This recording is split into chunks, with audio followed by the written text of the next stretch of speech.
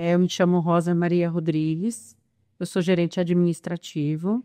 Eu já estou aqui na casa há 8 anos. Trabalhei em outra entidade também aqui do município, mas eu já estou aqui há 8 anos. Eu não tenho um trabalho, eu tenho uma missão. Eu gosto demais de estar aqui. Tenho um compromisso muito grande com todas essas mães que estão aqui. Elas sabem. E assim, meu dia a dia aqui, eu acho que eu sou mais feliz aqui dentro do que lá fora, né? Porque aqui eu sou útil, porque aqui eu consigo trabalhar para elas, para os filhos delas. E eu acho que é isso que me motiva, é isso que me dá esse upgrade todos os dias. Eu acho que o papel do ser humano é esse, é você tentar pegar o teu tempo, o que você sabe, e você doar isso para o outro, né? De uma forma com respeito, com amor, com comprometimento, com empatia. E aí é isso que a gente faz aqui, é isso que eu faço todos os dias quando eu chego aqui. Então, a Casa da Esperança hoje é uma OSC sem fins lucrativos. A gente já está há mais de 42 anos dentro do município. Hoje, todo o nosso público é de munícipe, toda a comunidade de baixa renda. A gente faz um atendimento SUS, né? Então, hoje a gente tem uma equipe multidisciplinar dentro da entidade.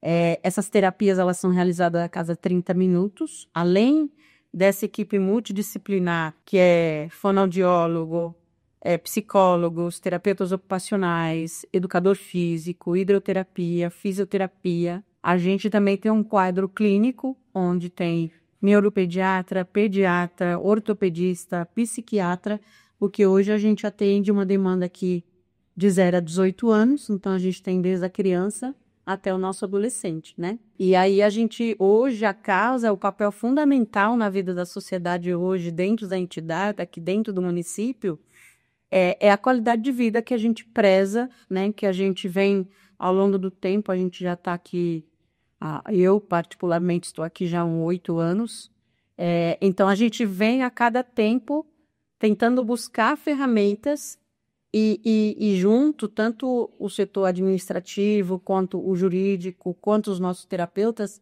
a gente está a cada tempo buscando e tentando inovar na questão do tratamento, né?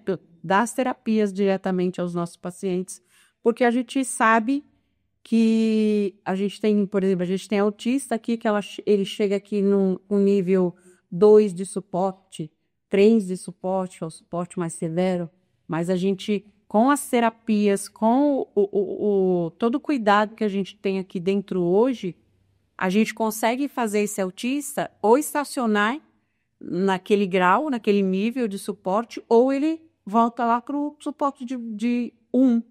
Então, ele progride muito, né? Então, hoje, o nosso maior papel aqui dentro é buscar essa qualidade de vida.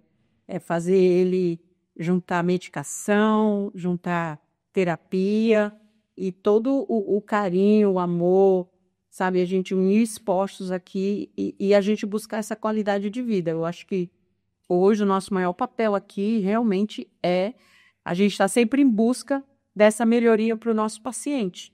Até porque a gente cria um vínculo, né? Com eles, com as famílias. Todas as nossas famílias são famílias que vêm de comunidades muito pobres. Então, a gente sabe do sofrimento delas, quanto mãe, quanto mulher, né? Quanto paciente aqui dentro.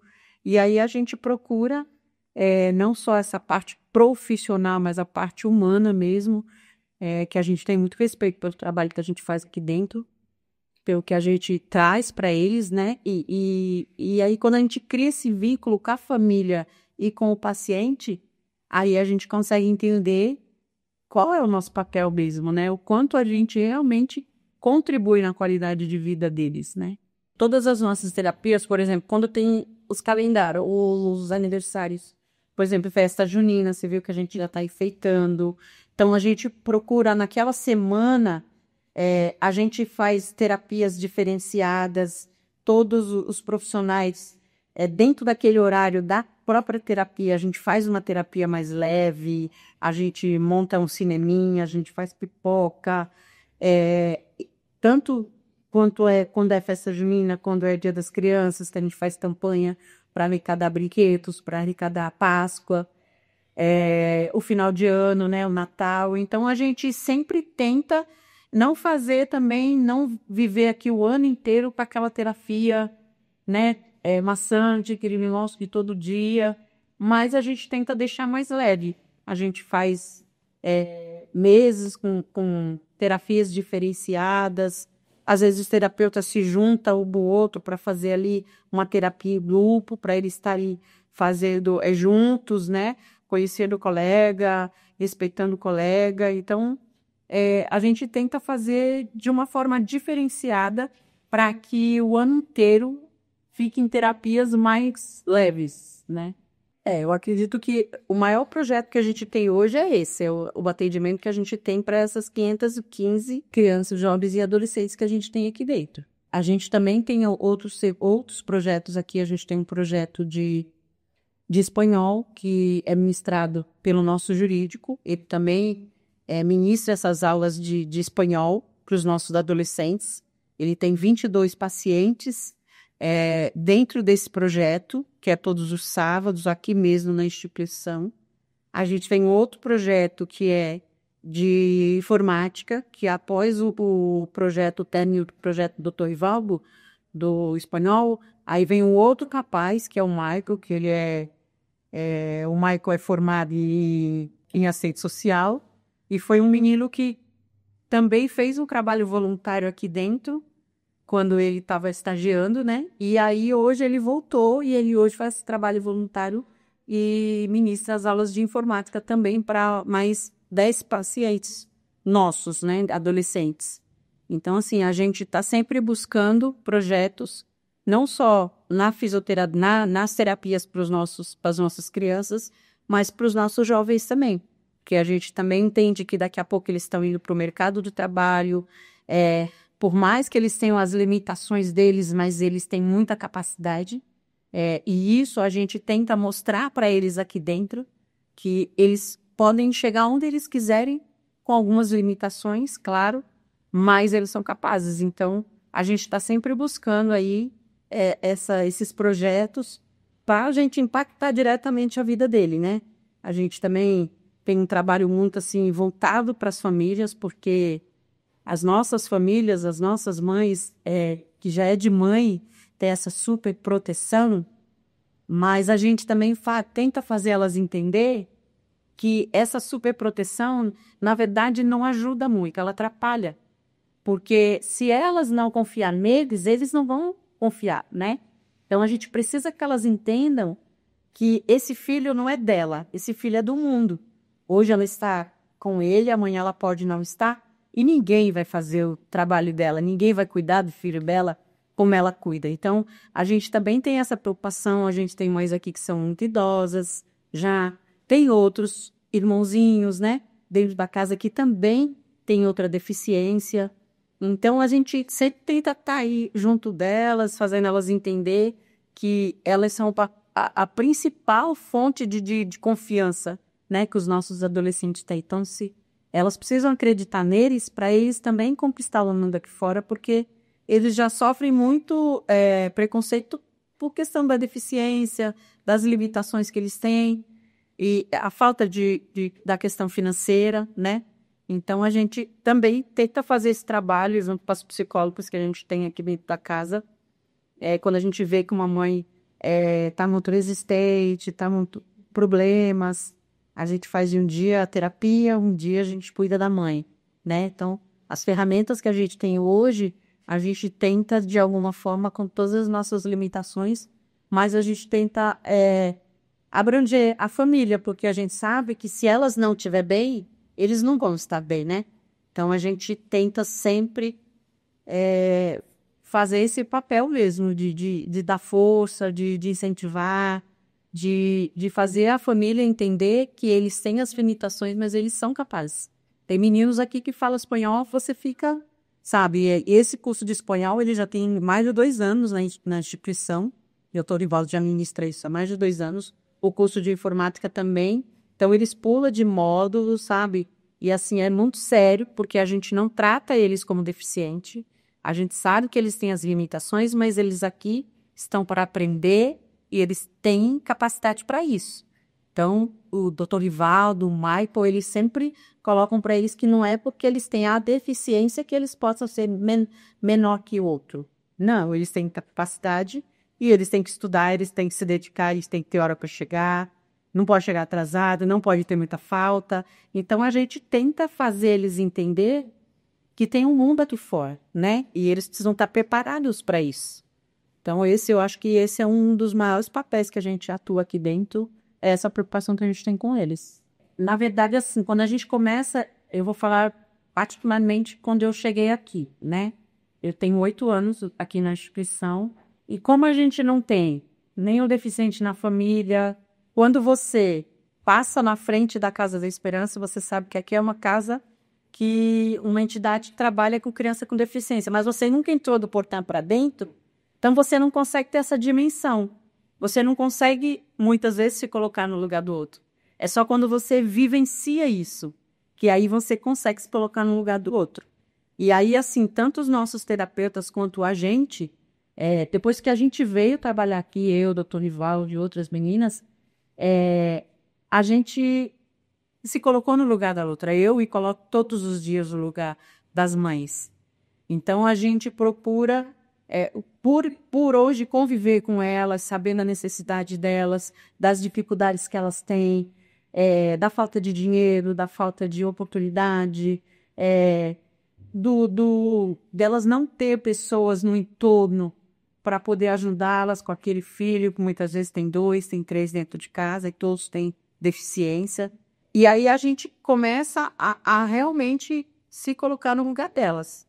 Às vezes elas chegam aqui, atrasou, não veio, e aí a gente tem aquele acolhimento, a gente nunca julga, a gente sempre procura saber o que aconteceu. A gente, às vezes, está chovendo, não vou poder levar, não tem problema, manda uma foto. Então, a gente não está aqui para dificultar a vida delas. A gente está aqui para facilitar a vida delas. Porque fora desse portão, elas já têm muitos problemas, elas já passam por muitas dificuldades. Então, aqui, elas têm que buscar aqui a confiança, o amor, o cuidado, o respeito. Então, é isso que a gente procura todos os dias, todos os funcionários aqui, dar esse pouquinho de amor, de confiança. Aqui a gente não tem um olhar de julgá-las, sabe? A gente aqui tem um olhar de respeitar o momento, o que elas vivem, e aqui a gente está só para acolher. A gente está aqui para facilitar a vida delas, para estar junto, para ser parceiras, para ajudá-las no que elas precisar. A gente tem uma porta aberta para elas podem fazer sugestão, elas podem fazer reclamação, elas às vezes chega, vai pegar um café lá no escritório. A gente nunca se coloca, eu sou gerente e você é mãe, não. Aqui eu sou mulher como elas, eu sou mãe como elas.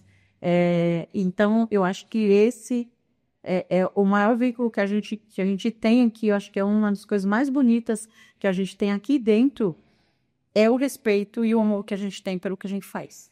E depois que eu vim para cá, eu consigo não só me colocar no lugar delas, mas entender tudo que elas passam. E às vezes, assim, quando eu não consigo resolver um problema que muitas delas me trazem, eu saio daqui e eu me sinto impotente. Eu falo, meu Deus, eu podia fazer mais, mas muitas vezes foge do meu controle. Às vezes não depende só de mim, né? Então, aí nisso, às vezes, eu fico bem triste, mas a gente está aqui todo dia, sempre tentando, com muita educação, com muito cuidado com as nossas crianças, porque eles têm a dificuldade da deficiência. Então, eu acho que esse é o maior legado que a gente tem aqui mesmo. Acho que o maior cuidado que a gente tem com as mães é esse, de respeitar. Essa casa é delas, dos filhos delas. Então, nós estamos aqui só para fazer essa ponte. Deixar mais confortável, deixar funcional, para a gente poder atendê-los. No respeito e o amor, sabe? Eu acho que se você juntar isso, não tem como dar errado. Não tem como dar errado. Porque, assim, quando você passa daquele portão para dentro, quando você passa a conviver com as nossas crianças e as nossas famílias, não dá para ser diferente. Não dá para você ser aqui o profissional. Você deixa o seu lado humano falar mais alto, porque não tem como, né? Porque aqui é um lugar que elas vêm buscar acolhimento, né? Que elas vêm para cá, muitas deixam os seus afazeres, mora longe e vêm para cá. Então, quando elas vêm para cá, de uma certa forma, elas esperam que chegue aqui, tenha um sorriso, tenha gente que trate com respeito. Então, assim, a gente conversa, eu converso muito com os nossos profissionais, e uma das coisas que eu prezo e que eu peço sempre, amor pelo que a gente está fazendo aqui, ninguém está aqui por obrigação, a gente não tem um trabalho, a gente tem uma missão, porque eu acho que cuidar do outro é ter uma missão, né? Eu acho que somente quando a gente trabalha dentro da área da saúde, a gente consegue entender isso. Você está ali, o outro está fragilizado, o outro está com sofrimento. Então, acho que o teu dever é buscar e tentar amenizar esse sofrimento, acolher essa pessoa de uma forma com amor, com cuidado.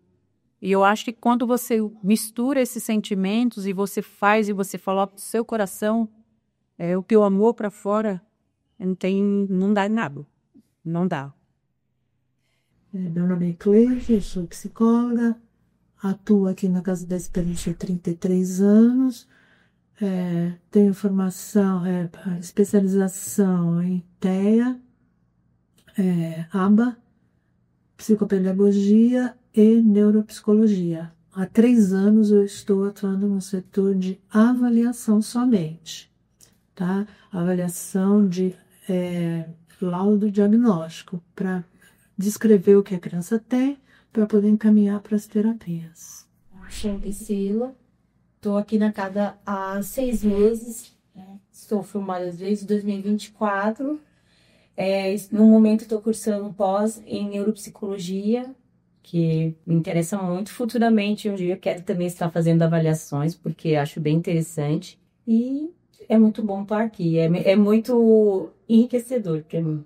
Meu nome é Daiane, eu estou aqui há 1 ano e meio, sou formada há 2 anos, realizo as terapias com os pacientes e é incrível trabalhar com eles, é uma troca constante e não só eles aprendem com a gente aprende muito mais com eles, né? Porque cada um tem seu jeitinho e a gente consegue ver o mundo de outra forma. Eu costumo dizer que a gente vê o mundo com outros olhos e é muito, muito, muito, muito interessante.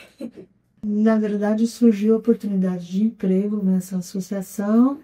Eu me candidatei e vim trabalhar. Não era o meu intuito, a princípio, trabalhar com deficiência. Como eu tinha falado para vocês, me assustou muito o primeiro contato, porque era uma criança muito comprometida e eu achei que eu não fosse voltar mais.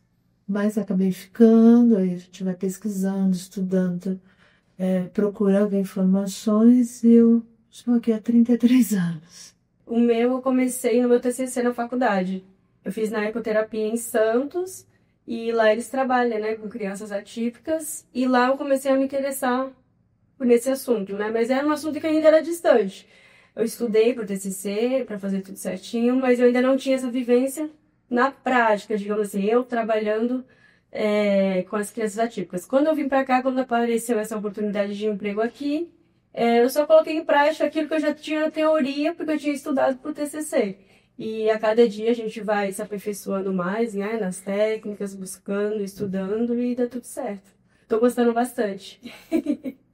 Meu caso também foi igual o da Cleide. Eu não tinha esse intuito de trabalhar com crianças atípicas, mas surgiu uma oportunidade. Eu trabalhava na área da enfermagem e já tinha contato com crianças com autismo e tal, e a gente tinha aquele contato e eu já sentia que eu tinha um certo entrosamento, mas até aí era só ali naquele lugar, e não na área da psicologia. Mas quando apareceu a oportunidade, falei, eu vou, porque afinal eu estudei, né, e estudo abrange psicologia, daí eu vim, vou tentar. E gostei, e vi que não era uma coisa tão... como a gente falou, a princípio a gente fica assim achando diferente, a gente não estuda isso, teoria é uma coisa, prática é outra, e a gente aprende muito mais, é bom ter um embasamento, Mas é legal viver a experiência e cada dia a gente aprende muito aqui com eles. E é muito bom. É um processo, né? O primeiro contato, dependendo da criança, é muito difícil. Tem agressões, beliscões, mordidas, puxa cabelo, às vezes a criança Dependendo do nível de suporte, porque autista nós temos 1, 2 e 3, e às vezes o nível é muito difícil, né, para se trabalhar. Então, quando a criança já consegue manter um vínculo, as terapias já estão sendo adaptadas, aí é visível, né? A mudança é visível. E eu acho que a questão do multidisciplinar também, da gente ter um apoio, às vezes nós fazemos atendimentos em conjunto com o TO. Então, nós temos pacientes de nível 3, eu tenho, a Dai tem, que eram pacientes que não sabiam brincar, que não tinham esse manejo de pegar um brinquedo e saber que aquilo era um brinquedo que ele podia, não tinha interesse. Então, da gente começar ali do zero, é difícil, mas a gente consegue perceber exatamente o que tem na sua pergunta. A gente vê que eles começam a evoluir. Não tinha uma troca de olhar, agora tem. Ele pode ser não verbal, mas ele vê a gente no corredor, ele vem até a gente. Então, a gente percebe em pequenas coisas, eles dão assim um retorno pra gente dessa forma. A gente consegue perceber muito, que é o vínculo que a gente cria com eles, pela convivência, pela rotina, porque eles são muito... Dado que a gente tem que estar repetindo os hábitos, então a gente consegue ficar nisso, porque para eles qualquer diferença é uma coisa grande. Para quem não tinha, né, não olhava, não tocava, não respondia a nenhum estímulo e de repente a gente vê aquela criança brincando com um carrinho. Então, aqui nós temos também o Espaço TEA.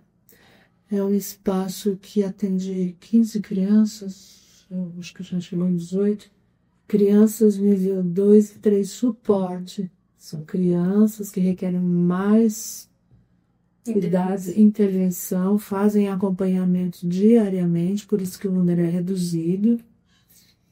E lá é aplicada a ciência ABA, tá? Porque é uma ciência que dá um suporte contínuo. Então, é lá embaixo, é outro, lá tem psicóloga, fono, terapeuta ocupacional, professora, psicopedagoga. Então, é um outro trabalho direcionado diferente aqui em cima das terapias, né? Que é mais livre, de acordo com a necessidade de cada um. Lá é aba. Contigo. Entendeu? Bom, as crianças, quando chegam na casa, passam pelo setor de avaliação, né? E também, depois desse setor, passam no neuro. Quando surge a oportunidade de vaga no nosso setor de psicologia, elas vêm para a gente, embora sejam avaliadas. Nós também, quando recebemos a família, fazemos um acolhimento, conversamos, fazemos uma escuta para estar entendendo qual é o contexto familiar, além das questões que já foram apontadas, né, na avaliação. E também tem o PEI, né, que é o plano de ensino individualizado. Isso. E aí a gente trabalha em cima disso, mas conhecendo a criança e lembrando que tem crianças com TEA, DI, vários transtornos e comorbidades também. Então a gente trabalha de acordo com o que a gente consegue ali avaliar e as necessidades, além do contexto familiar, né, socioemocional, tudo assim, a gente faz isso. A gente tenta entender o contexto geral, né, nesse atendimento. E tem a questão da construção de vínculo, né? A gente não consegue trabalhar nenhuma demanda se a gente não tem nem fortalece uma construção de vínculo diretamente com a criança e com a família. Porque a gente começa o atendimento aqui, mas a continuidade é em casa, com os pais, né? Então a gente precisa fortalecer esses vínculos aqui. Não tem um tempo estimado, vai ser 1 mês, 2 meses, não. Cada criança é uma criança, então depende muito de cada criança, do período que a gente vai estar ali com ela. Até a criança adquirir essa confiança total com a gente, leva um tempinho. Aí depois a gente consegue inserindo as demandas aos poucos e trabalhando junto com os pais. Terapia. Terapia, orientação, de estudo. Isso mesmo. Conhecimento, adquirir conhecimento, A troca também, troca, né? troca. Dos outros terapeutas, a gente cada paciente. Profissionais. E a terapia, né? Para manter. A nossa terapia e as supervisões, né, que a gente precisa ter. E a gente tem a Cleide, também a nossa coordenadora, que nos ajuda muito. Dá Qualquer suporte. dificuldade que a gente tem, assim, ela tá junto, a gente chega, a gente conversa e ela mostra... Porque, assim, às vezes a gente tá com alguma dificuldade e não tá vendo muito, mas ela vai lá, ó, mas se você incrementar isso aqui, fazer dessa forma, e realmente dá certo, né? Ela tem uma pequena experiência de 30 anos que ajuda um pouco. E a gente consegue É agregar muito bastante. legal a gente ter acesso a isso. Sim. Eu acho que o diálogo, né, é muito importante nesse quesito, porque se a gente não mantém um diálogo com a família, né, não tem como a gente evoluir. Então, o diálogo, sempre tá perguntando como é que a criança está em casa, se tá, como que a gente, de que forma que a gente pode ajudar também, porque cada criança é uma criança, cada criança tem uma necessidade, tem um contexto envolvido, né? Então, de manter esse diálogo com a criança, não só com a criança, mas com a família também, é muito importante. E trazer, de fato, essa família para os atendimentos, né? Isso é muito importante. E a mãe recebe orientações uma vez por mês. Sim. E às De cada vezes criança, né? E, então existe uma troca aí de informações, de resultados, de orientação, né? De como lidar com essa criança. mesmo um tratamento, ou a terapia sendo individualizada, focada na criança, também quando a gente percebe a necessidade de estar tendo um acolhimento com essa mãe, porque às vezes, lógico que o foco é ali a criança, mas se a mãe está precisando naquele momento, a gente acolhe, chama, e se acontecer alguma coisa que você acha que a gente deve saber para estar lidando, a gente sempre E a casa oferece o apoio à família. A gente tem muitas mães com casos de depressão, né? Sim. Tem mães que têm 2 filhos autistas, 3 filhos autistas. E, infelizmente, nós não temos um profissional disponível unicamente para a mãe, né? Nós temos para as crianças. Então, a gente tenta fazer a escuta, né, do que ela vem apresentando, encaminha para o CAPS, encaminha para assistente social, faz de visita domiciliar. Quando a gente percebe que essas mães estão elas são de muito baixa renda, né? Então é encaminhado também para assistência social, para encaminhamento para LOAS, alguma parte jurídica. Nós temos o Dr. Rivaldo, que ele orienta na parte jurídica essas famílias. Então, acho que isso já dá um conforto, né, e uma certa segurança para essas mães, porque além de estar sendo acolhido o filho, as necessidades dela também estão sendo olhadas. Sim, a Fernanda ajuda na questão também, né? Transporte, os benefícios, algumas mães que não estão com dificuldade vão até ela mostra sempre o melhor caminho para elas estarem conseguindo os direitos, né? Na verdade, que às vezes elas não sabem nem por onde começar e ficam apreensivas, então acaba que dá um suporte, né? Em todas, assim, no social, né? Na questão jurídica e a questão da terapêutica também. Como o cuidado com o outro aparece no atendimento às famílias em situação difícil? Na realidade, assim, a gente não usa esse termo em situação difícil, a gente usa o termo em vulnerabilidade social. E aí a vulnerabilidade ela pode abranger questões financeiras, questões de território, questão até das relações também, né? Uma família que se encontra com as relações fragmentadas, a vulnerabilidade ela é muito abrangente, né? Então, nós trabalhamos diretamente com as questões sociais e como essas questões afetam as famílias. Então, o cuidado com o outro, a atenção com o outro, entender a dinâmica, o contexto, é fundamental, porque se você não entende quem é esse teu usuário, você não consegue direcioná-lo para serviços, você não consegue entender as necessidades, entender as fragilidades dessa família e conseguir assistir da melhor forma possível. Então, conhecer a família é identificar a situação que está sendo violadora de direito, identificar a situação de fragilidade, que seja de vínculos familiares, fragilidade financeira, o contexto onde ele está inserido faz toda a diferença, tá? Então, o primeiro passo é saber quem que eu estou atendendo, quem que eu estou tratando, né? Quem é essa pessoa que está chegando para o meu serviço, quem é essa pessoa que está chegando para o meu atendimento e o que está ao redor dessa pessoa, né? Quais são as relações que ela está envolvida, quais são os vínculos que ela tem, qual é a rede de apoio que ela tem, quais são os serviços de apoio que ela tem. Então, conhecer a demanda é totalmente fundamental para eu conseguir direcionar, né? E o nosso trabalho, ele vem no trabalho de atenção e garantia de direitos. Então, como que eu cuido dessa família? Conhecendo ela, conhecendo o território, conhecendo as relações, conhecendo as dificuldades e as vulnerabilidades, né? Quando você fala de dificuldade, situações difíceis, é a gente conhecer todo o contexto dessa família para poder direcionar para o serviço que ela realmente necessite. A outra questão, por que ouvir com atenção e acolher bem são tão importantes no seu trabalho? Uma das ferramentas do serviço social é a escuta qualificada. E a escuta qualificada não é só o ouvir, né? É você tentar, através do teu atendimento, entender e diagnosticar quem é essa família, né? Qual que é o meu diagnóstico social? Quem é essa família, né? Qual é a situação vulnerável que ela está enfrentando? Por que ela está me trazendo essa questão? Porque às vezes o ouvir, né? Não é só o que a pessoa traz para você, né? O corpo fala e através do corpo a gente consegue também identificar muitas questões, né? De repente a pessoa está te falando uma coisa, mas você olha no semblante dela e não é bem aquilo. A pessoa está te falando uma coisa, é que tá tudo bem, que tá tudo certo, e você vê que é um semblante de sofrimento, de tristeza, de cansaço, de exaustão. E aí, através do manejo mesmo do profissional, você consegue trazer, às vezes é só olhar pra pessoa e falar, poxa, não tá tudo bem, né? Tô percebendo que você tá triste, você tá cansado, e a pessoa tem aquela catarse e começa a chorar, e começa a falar, realmente, não tô bem, eu tô passando por isso. E aí, ter essa sensibilidade de olhar no olho e deixar bem claro pra pessoa que você tá ali com ela e que ela não tá sozinha,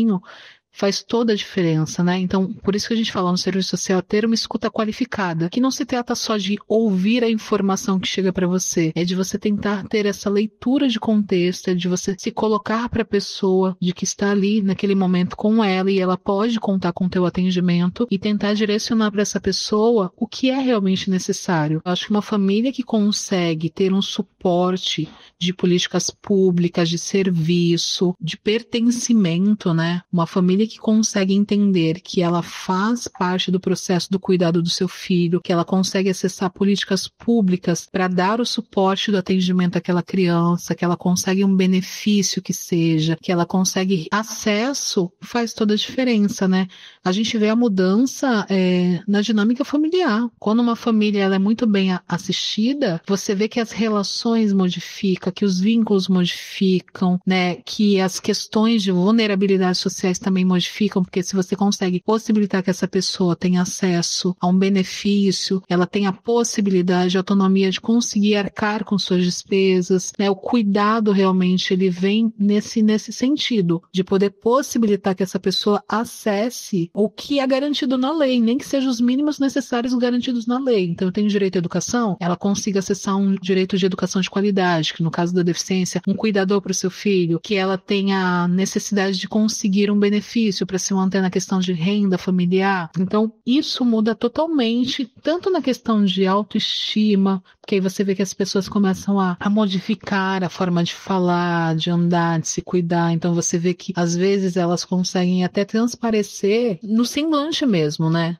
De conseguir ter mais tempo para se cuidar, né? Porque aquela preocupação que ela tinha, ela já conseguiu suprir. Aquela questão, será que eu vou ter como manter financeiramente minha família? Ela já conseguiu suprir. Será que meu filho vai ter um profissional de apoio? Ela já conseguiu suprir. Então, quando você intervém de uma forma técnica, podendo viabilizar a garantia de direito dessa pessoa, entrar com suporte, com auxílio no que realmente ela necessita, porque a gente não faz favor, a gente faz garantia de direitos. Então, se a gente sabe que na lei diz que ela deve ter um acesso à qualidade a serviços de saúde, a serviços de educação, a serviços de assistência, o nosso papel é como se fosse um direcionamento. Então, você faz a articulação da rede, encaminha e direciona para que ela consiga viabilizar isso que está na lei. Então, a mudança é visível, ela muda por completo. Muda nas relações, muda no comportamento, muda na fala, muda na qualidade, na autonomia. Então, você proporciona a cidadania para essa pessoa. Isso faz toda a diferença. A gente faz reuniões constantemente, né? A gente entende que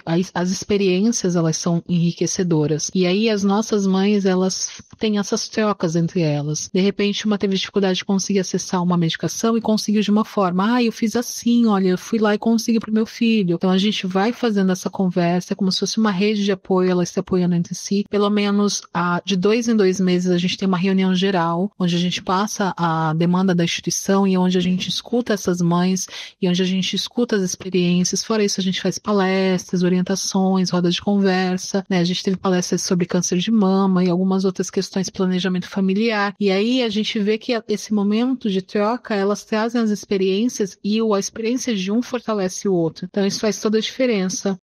Ai, meu bem, assistente social trabalha realmente na luta do dia a dia, né? Então, assim, estar aqui nessa instituição esse tempo todo me ensinou a ser uma melhor pessoa, uma melhor profissional, a ter empatia, a entender que o problema do outro de alguma forma também é meu problema, a ter mais solidariedade, a saber ouvir, me colocar no lugar do outro, entender que a dor dele dói lá, mas também dói aqui. Então, poder ter essa escuta, poder conviver com as famílias, as experiências que eles trazem nos fortalecem e nos fazem uma pessoa melhor também, né? Quando você olha para uma sociedade com tanta desigualdade, com tanta injustiça, com tanto preconceito, e você vê que aquela pessoa está lutando, você não pode ser alheio, você não pode entender que a dor só é dela, né? De alguma forma aquilo também te afeta. E para mim, depois de 16 anos nessa instituição, todo dia é o primeiro dia. É entender que, assim, não existe uma pílula mágica que resolva os problemas do mundo. Não existe isso. Não tem uma varinha de condão. É entender que todos os dias a gente começa o dia e termina o dia lutando para que haja inclusão, para que haja garantia de direito, para que haja acesso, para que os meninos com deficiência consigam ser inseridos no mercado de trabalho, para que a cidadania seja realmente plena,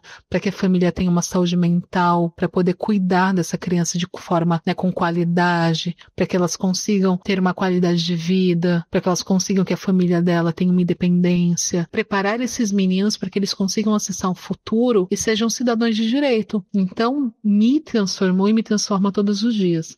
Ser assistente social na Casa da Esperança, para mim, é uma luta diária no sentido da garantia de direito desses meninos, né? A gente não tem como descansar. Você sempre tem que estar buscando muito mais. Em contrapartida, ser assistente social da Casa da Esperança também me torna mais forte. Me torna uma profissional de querer cada dia mais dar o meu melhor. Todos os dias eu sou desafiada. E eu acho que é isso que é a paixão do negócio, né? Não tem uma monotonia, não cai numa rotina. É todo dia você pensar como que eu posso dar meu melhor hoje? O que eu posso fazer de diferença hoje? Qual que é o meu atendimento? Pode ser o meu melhor atendimento para essa família. É entender que a pessoa que senta na mesa para me atender poderia ser meu pai, poderia ser minha mãe, poderia ser qualquer parente meu. Como que eu gostaria que eles fossem atendidos? E como que eu vou atender essa pessoa na minha melhor versão? Então é ser desafiado todos os dias e todos os dias buscar ser a melhor profissional.